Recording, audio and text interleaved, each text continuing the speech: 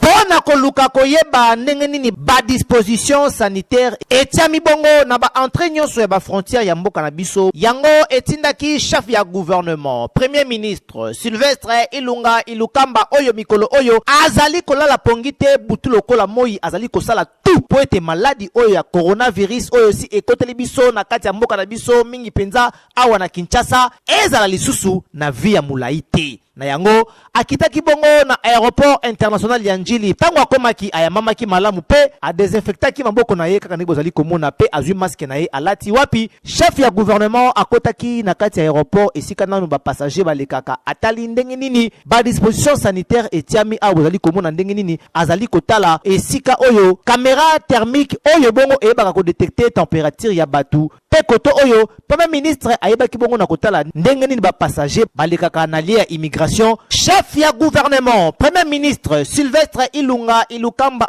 asukaki kaka na salon VIP te ni esika ba passager balekaka me akendaki ti na tarmac esika wapi ba passager bakitaka na pied ya avion botala ndenge premier ministre azali kolandela à la loupe nini ba agent ya santé bazali kosala musana bango na koyeba ko contrôler ba passager nyonso oyo bazali kokita na kati ya avion po bakota awa na kati ya mboka na biso. Sima ya visite na ye na kati ya aéroport international ya Njili oyo wapi chef ya gouvernement premier ministre Sylvestre Ilunga Ilukamba akitaki pona koyeba ndenge nini ba disposition sanitaire etiami bondi melangai ki na maloba na ye chef ya gouvernement alobaki ke ba congolais pe ba kinois esengeli ba yeba ke maladi wana ya coronavirus ezali réel pe ezali déjà awa na kati ya ville ya Kinshasa donc mututu esengeli ayeba pe atosa ba précaution nyonso oyo gouvernement epesi pona koyeba ko empêcher maladie oyo ya coronavirus ekota lisusu na batu ebele. Boyende ezalaka boyende esengeli ba félicitations ebele na chef ya gouvernement na biso premier ministre Sylvestre Ilunga Ilukamba oyo bandan sango yango ya coronavirus